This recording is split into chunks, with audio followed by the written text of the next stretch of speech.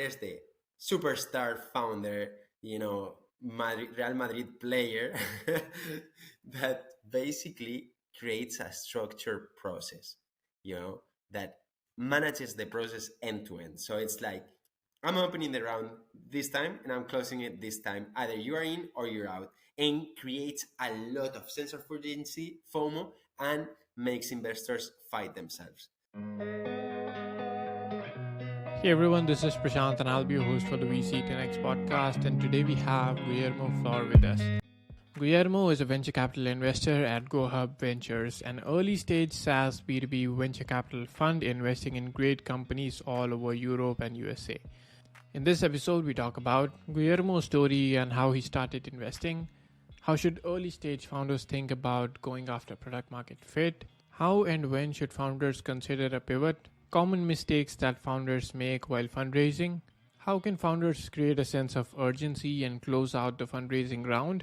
And much more. So without wasting any time, let's dive straight in. This episode is sponsored by my own podcasting agency called Podcast 10X, where I help VCs start and run their own podcast. While I was running VC 10X, this podcast that you're listening to right now, I asked my VC guests, why don't you start your own podcast? I mean, it's the best form of marketing for VCs. As they say, VC is a people play more than even a capital play. A podcast enables you to put your people at the front, your portfolio founders, your partners, and co investors. It's a great way to build a brand and win competitive deals.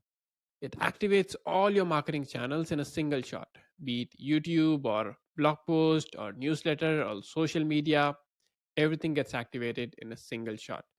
And I get the same response from all the VCs that it's a lot of work and we don't have the time for it.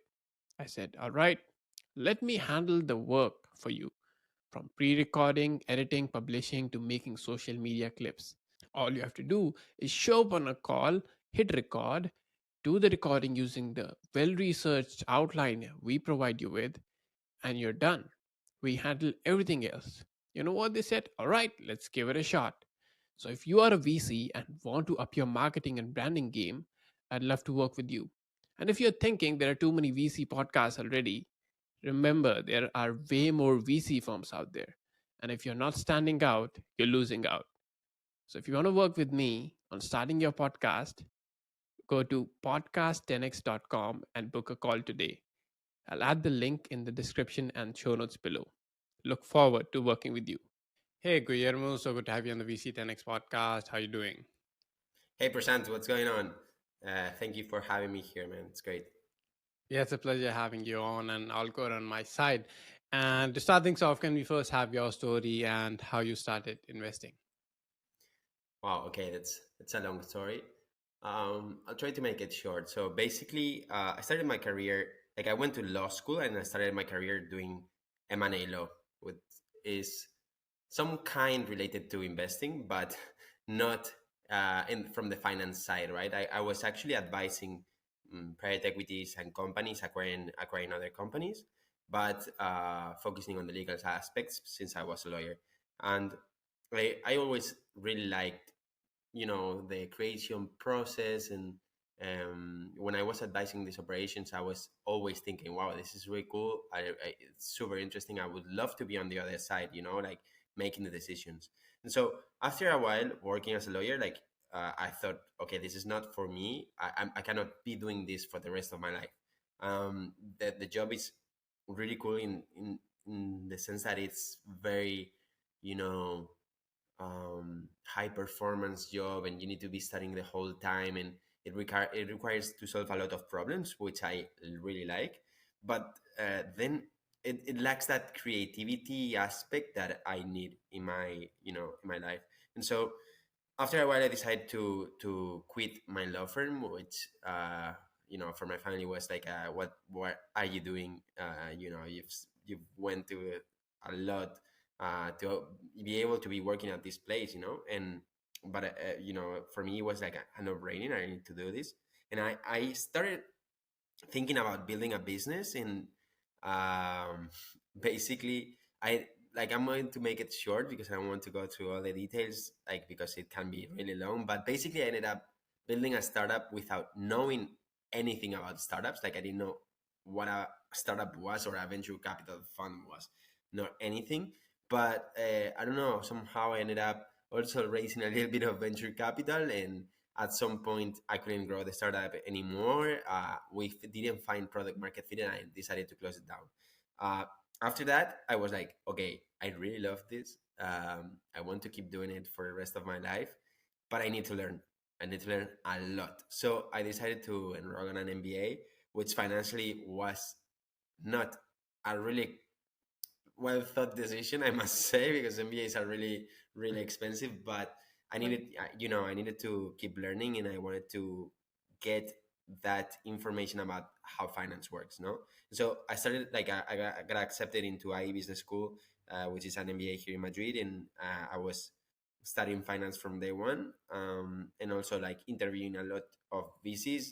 I didn't know what I was going to do, but I knew that VC would be like a great place to keep learning and see what's going on with the startups. And you know and I was super lucky that I ended up doing this interview at GoHub Ventures, which is the place I'm now, and it all went really well. And so yeah, that's how I ended up investing. Yeah, totally. That's a very interesting story there, and how you got into venture.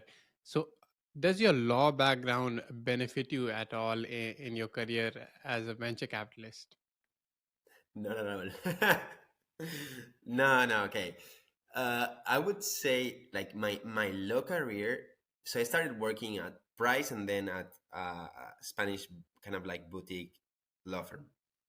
The skills that I developed there were a lot of technical skills, of course, but mostly what I developed are soft skills which are really related to problem solving and hard working. I don't know if you know anything about how law firms work, but it's brutal. Like you have long hours, like really, really long hours, and you have to pay so much attention to detail. I think it's one of the toughest white collar jobs out there, for sure. If you're working at a high level law firm, I think it's kind of like investment banking, And so what you develop is like skills to work really fast, really hard, and really well. And I feel that now that's like I haven't been doing that for a long time.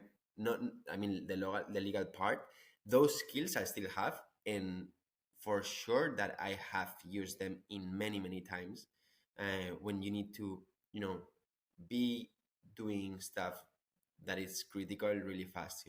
Right, totally. And now, as a VC at GoHub Ventures, what do you find different here, and what were the new things that you learned here, and how did you get to, exercise that creative muscle that you're not able to exercise in your law career? Yeah. Okay. Really cool question. So basically, I've been learning a lot. It's way different to be an entrepreneur and to see VC from the entrepreneur side than being on the VC side and seeing the entrepreneurs, basically. No, so you're on the other side, and so um, I basically I don't know how to summarize all the things that I'm learning, but basically I feel like, for example, deals are way harder to make them happen than you expect. Like when you are not in a deal, you see the news and you see, oh, this startup raised 30 million, and it looks like they did it yesterday, but they've been working on that for a long time, and the process has been hard, and there's been a lot of discussions, a lot of times that it could fall, and it's really way harder than expected.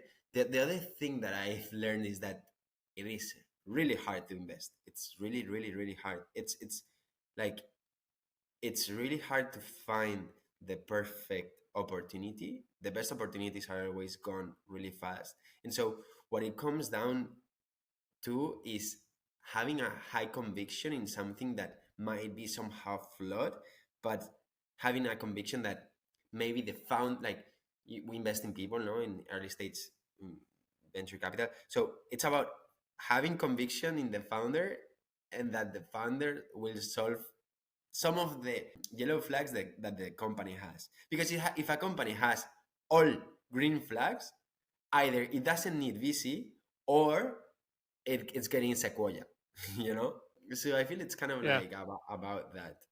And with regards to creativity, what I feel what it's super interesting about this job is that so I really like studying and learning new stuff, no?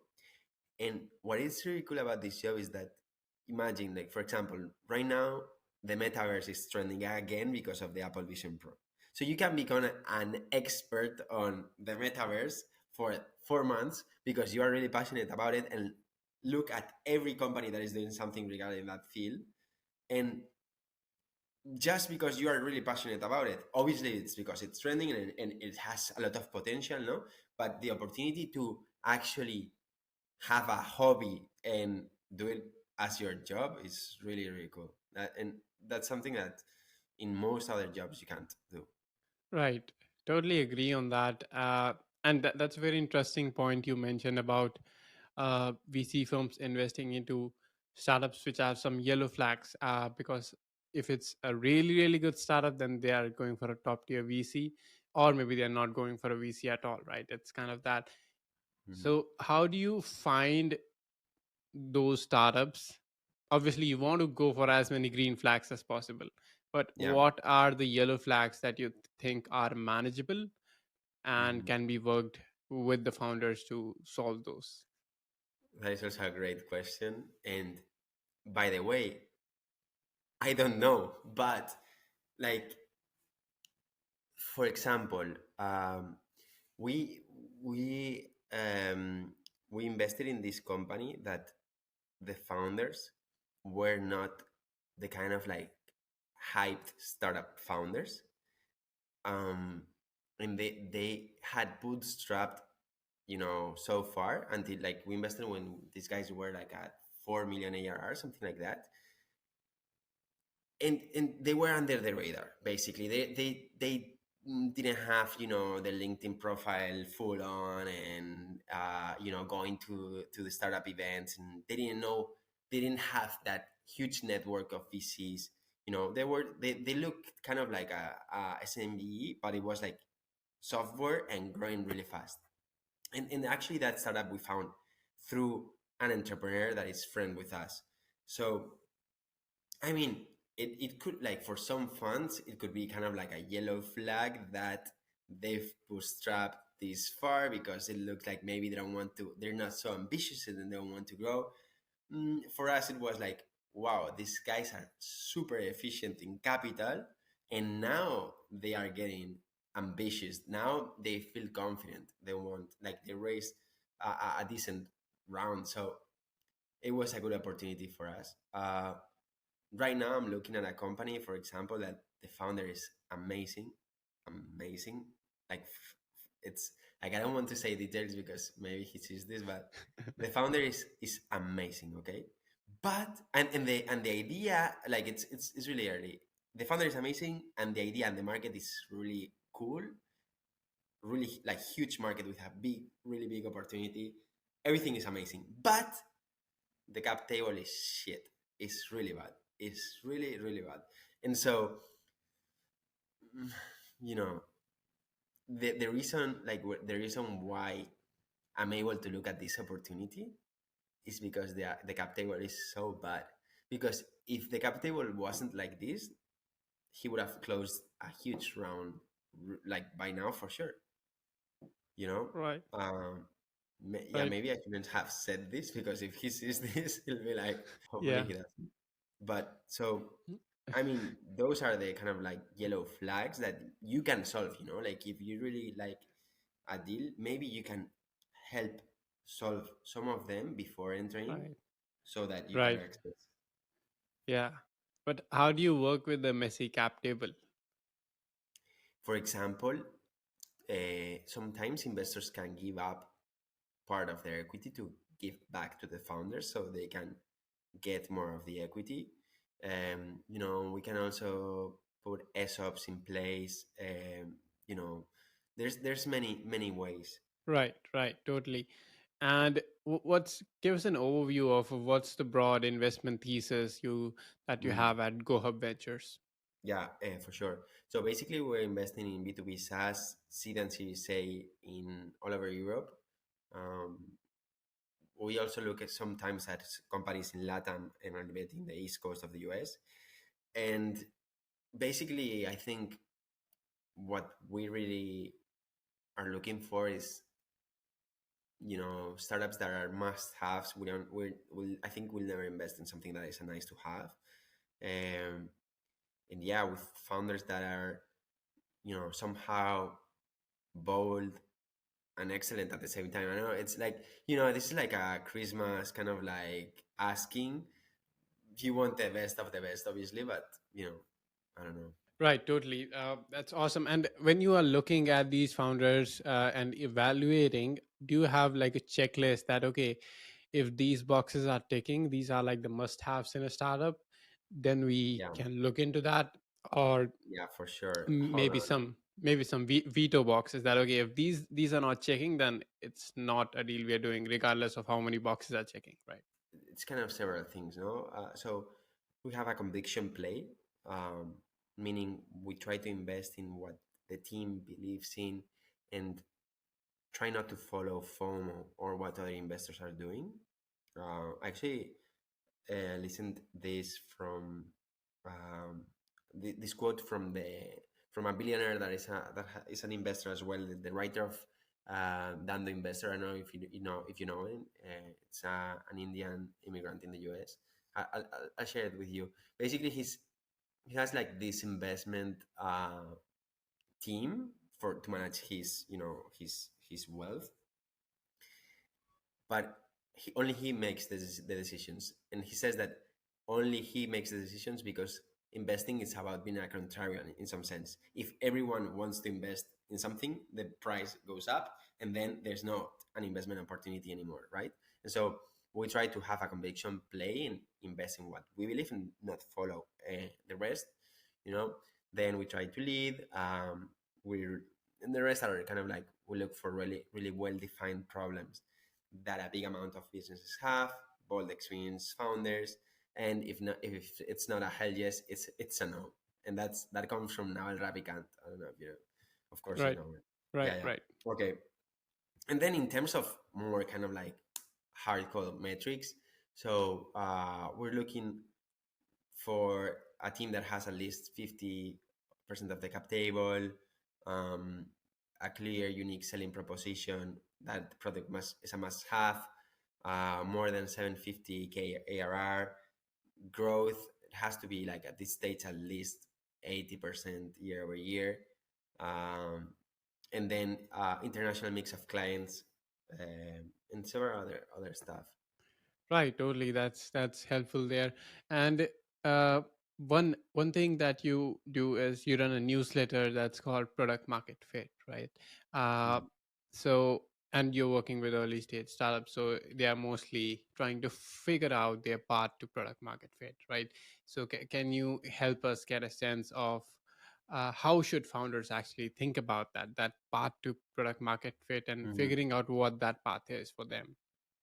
Yeah, this is the gold question and the gold answer. But and like we hear all the time the thing that get in love with the problem, and sometimes that quote is kind of like, what do you mean? I mean, like, what do you mean? Getting in love or fall in love with the problem? But it's totally accurate, and it's not about falling in love, obviously, right? It's about what you need to think. It's about the problem and start giving solutions to the problem.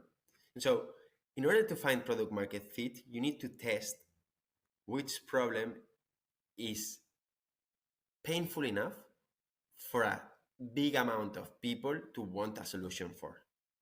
So, for example, this is kind of like going like this. For example, so many startups fail because they don't find product market fit.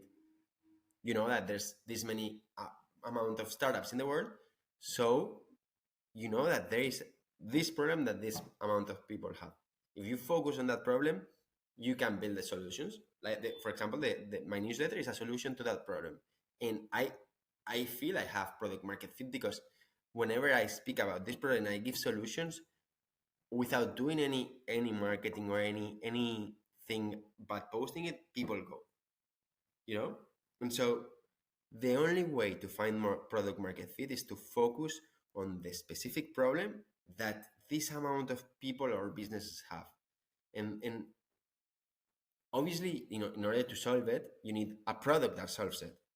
That is the second part of the job. If you cannot build a product, then you cannot solve the problem. Then you'll never have product market fit. Without product, there's not there's not a product market fit. Obviously, But I feel Yep. that's about it. And so for many startups, they build something that nobody wants, but also many times they build something that is really bad, and maybe people want it, but when they use it, it's not valuable. No, Right.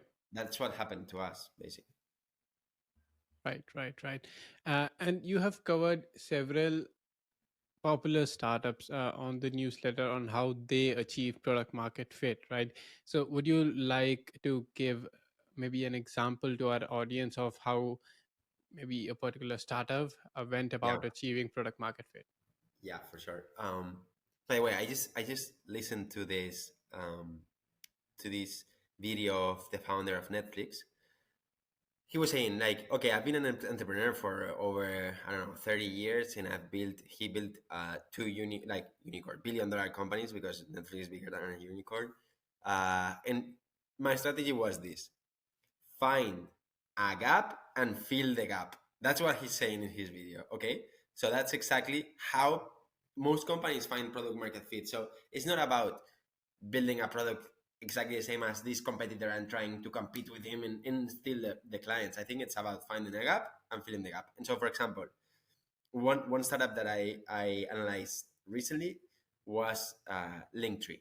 Linktree is this software that allows you to build several links for for your Instagram. Basically, Instagram allowed people to place a link on your bio, but it's only a link. And so the founders of Instagram were a marketing. They had a marketing agency, and every time their customers published something new, they had to change the link out of their bio, and they were like, "This is really painful." Like, okay, let's put all the links together. Boom, product market fit. That's it. So, I mean, it's kind of just like that simple. Then you have layers of product market fit, and on how valuable something is, and what type of audience it is, because it's not the same selling to a big corporation a cybersecurity product than selling B2C, a Linktree, something like that, So, Right. but it's kind of like just that, like that, I think. Yeah. Also, by the way, disclaimer: I never Yeah. got to product market fit on my startup, so I can only tell this because I am not Right. analyzing these other companies. Right. So back then, you probably didn't know of the concept of product market fit or didn't know the path of it. But now, after failing to achieve product market fit, you became curious that why did I fail, right?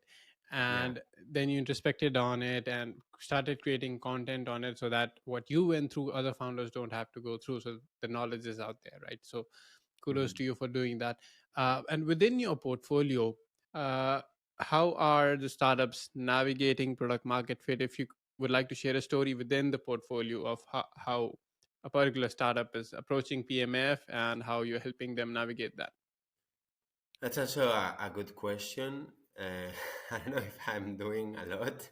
Like, I'm trying. So I have a cool case that I can share. We have like this startup that it's called Onirix, that they built it like this super advanced software to build AR applications. So not applications, kind of like AR experiences. And so they allow they have, I think, well, they have multiple, like many clients right now. And they built like this inbound strategy. They created a lot of SEO content, and okay, it's going well, right? And what they build, like what they allow, is you to create experiences with AR. Okay, so far so good. But like, this was like, they built this way before the Apple Vision Pro. You know, like they were doing a lot of stuff with Meta. Actually, I think they kind of like Meta partners or something like that. But now Apple Vision Pro is out, no? And so I was having a discussion with the CEO about what opportunity we can see here.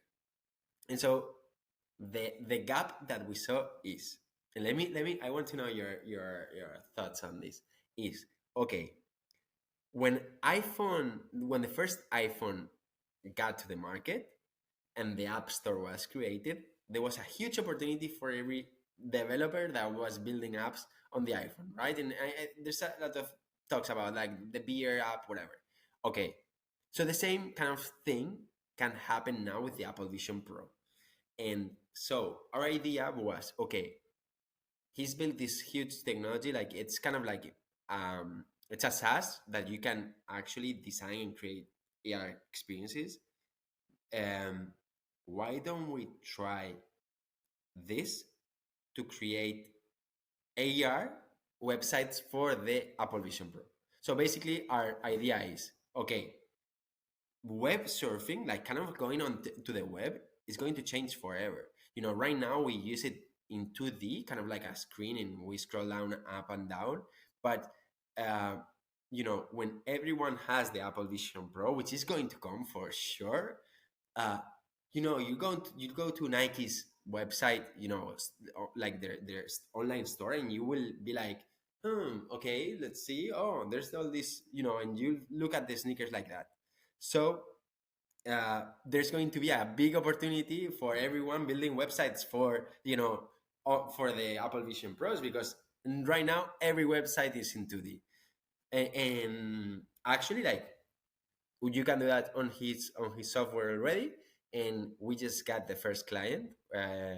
So it's working. So I don't know. We'll see Yeah, how it works. yeah, yeah. Totally. That's certainly an interesting space to target, and it's always a good approach to figure out what's gonna blow up next by relating it to past events that have happened.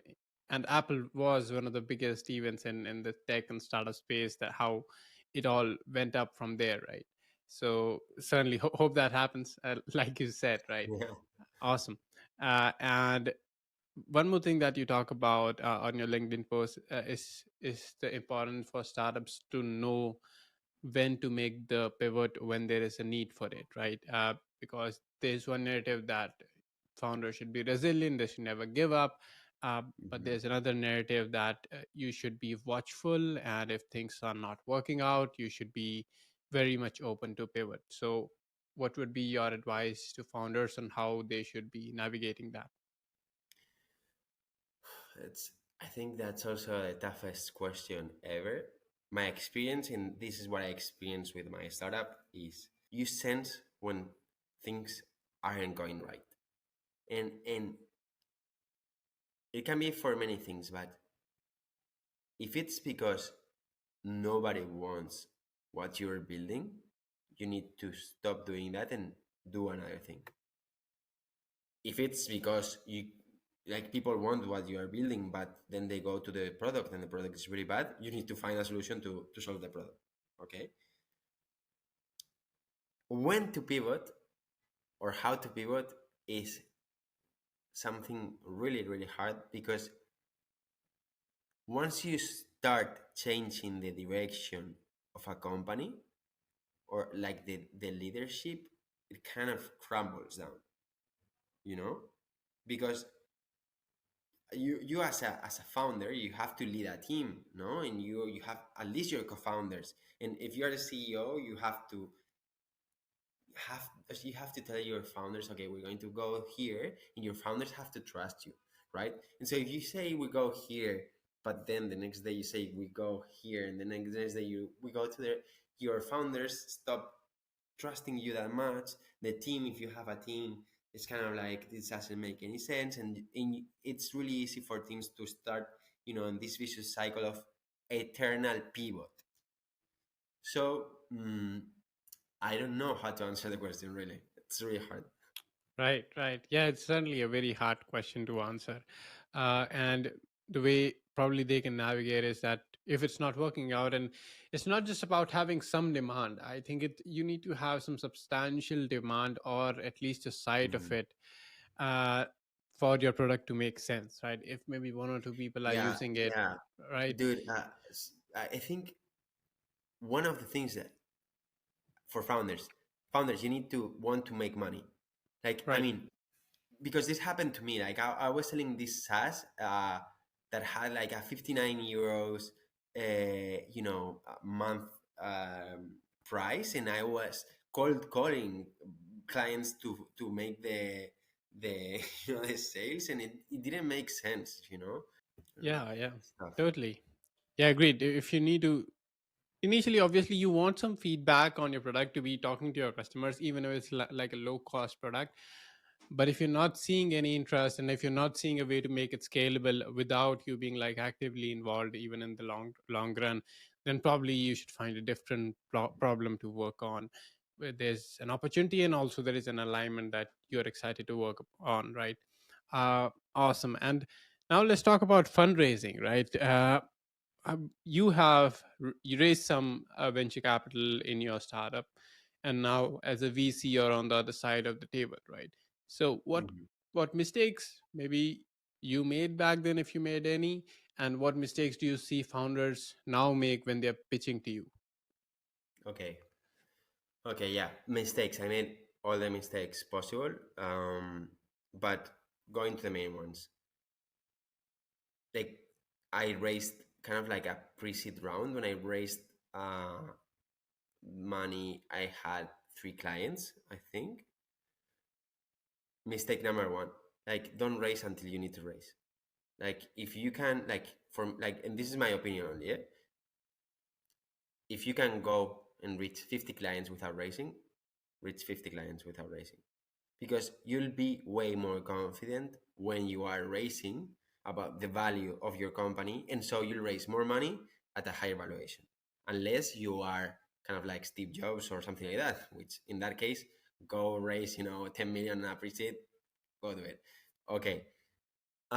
Mistake number two, I think thinking too much about valuation. Mm, okay, it's two sides of it. Okay, be aware what is a normal valuation, like a market valuation for a pre-seed round or a seed round.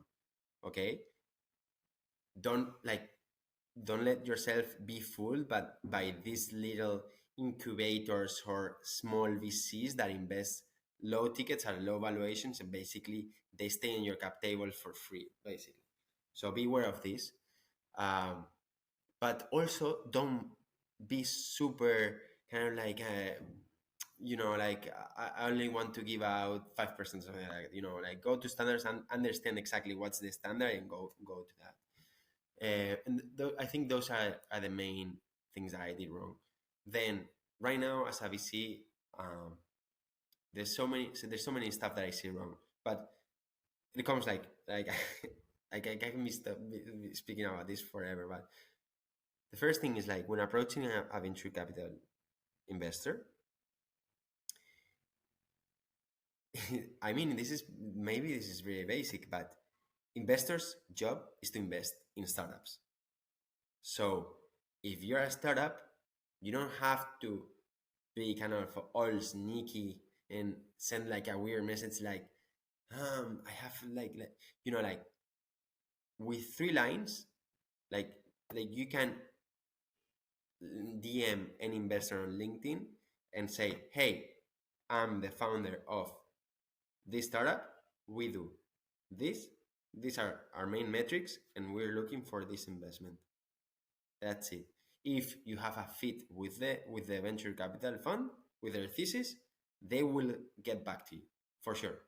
And so you don't have to be all kind of like where kind of like going like this. And that's the main thing.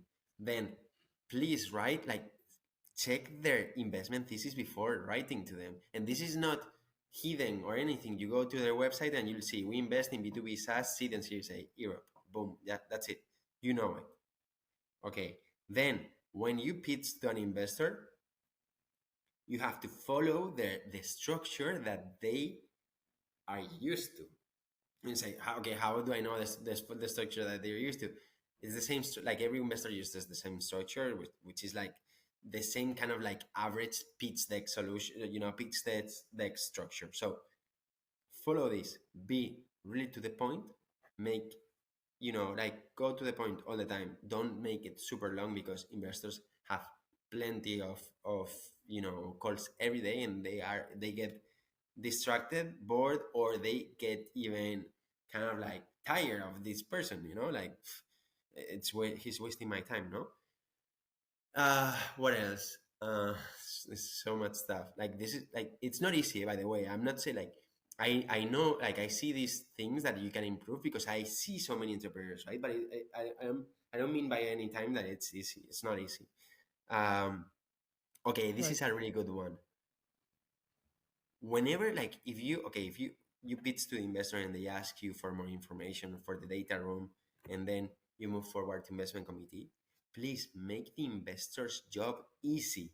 If you send me your if you only send me, if your data room is super unorganized and you send me an Excel over here and then the information is all pictures and I cannot use the text and I cannot, like, you're making my job way harder. So I'm going to be like, this entrepreneur actually like is making me work more and not on interesting stuff. So if you give a VC kind of like their investor memo directly, he will be like happy. So I don't know. that's Yeah. that's something I think a lot.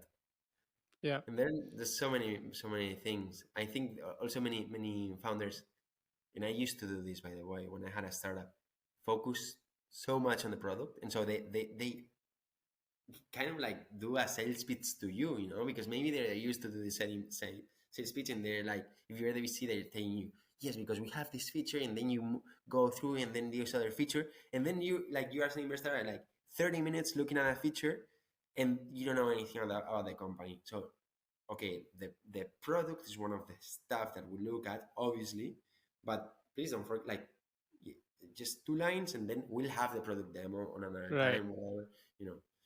But yeah, I Right. can speak about this for hours. Right. Totally. And yeah, absolutely. A sales pitch is different from a fundraising pitch, right? And Mhm. founders need to understand at fundraising pitch is not so much about your product. It is about the product. That's one aspect of it, but it's more about a holistic overview of your business. What's the future potential? How big it can get, right? What's the competitive landscape and those kinds of things. That's what the investors are interested in. That's what you should focus that call on, or your pitch deck on, right? Now, Yeah, let's do the last main question before we do the rapid fire round. And this is about how do founders close out a fundraising round? How do they generate that kind of urgency to get all the investors buy in and close out the round? that's the best question ever. Um, I was reading to this article the other day. I'm actually going to write a newsletter about this. Okay, so there's like three types of founders in terms of this question. Okay, there's the really bad founder, which hasn't creates no sense of urgency. Okay, so basically it's like, I'm fundraising, and you ask him, okay, when do you want to close the? I don't know. Who is interested in the round? I don't know. And then, okay, we'll talk. And you as an investor is like, okay, we'll talk. Like, if you don't have any urgency, so that never closed the round, or that's really bad. Then it's the mm, good one, which is like, okay, like, yeah, I'm racing. I want to close it before summer. I'm already talking with this, and like, I already have one term sheet, or like, this is getting really active. Blah blah blah blah blah. Okay, good. Like, you're creating sense of urgency, and the VC starts to feel, okay, I need to start paying attention to this, because if not, I might lose the opportunity. Okay, and then there's the superstar founder, Real Madrid player that basically creates a structured process, you know, that manages the process end to end. So it's like, I'm opening the round this time and I'm closing it this time. Either you are in or you're out, and creates a lot of sense of urgency, FOMO, and makes investors fight themselves. And there's only a plenty, like some of the, like not every founder can do that, obviously. But this is what, for example, I don't know if you know, you saw Rewind. Rewind the AI, the founder shared his pitch online, and he was like, okay, I'm raising, I don't know, it was like 30 million. I have so many investors like inbounding me that like I'm pitching online. If you want to invest, just send me a message. I want to, something like that. Okay, so that's the pro of, but Right. the ones that close the rounds are the ones that create that sense of urgency, because if not, investors have all the time of the world to see if you are progressing or not, you know? Right. Totally, totally. They want to spend as much time just watching you before making a decision, and you don't have all the time in the world because Exactly. you have a runway, and that's going to end somewhere, right? So it's always good to communicate and get it on time, right? All right. Now let's do the rapid fire round. I'll ask you five quick questions about the investing you're doing at GoHub, and you have to give five quick answers, right? Mhm. So the first one is, what are the sectors and regions you invest in? Sector agnostic, regions, Europe, US, and LATAM. Great. What's the typical stage of investment? Seed and Series A, What's the typical check size you put in? 1 to 4 million. Where can founders apply for funding in case there's a direct way? Yeah, on our website, GoHub.vc. Awesome. Where can our listeners follow you? Yeah, on my LinkedIn, Guillermo Flor, and my newsletter, productmarketfit.tech. Awesome. I'll make sure to put all those links in the show notes below. Thanks so much for making time for this, Guillermo. It's been awesome talking to you, and I wish you happy investing. Likewise, Prashant, thank you so much for having me, man. It was a Thank you. pleasure. Pleasure.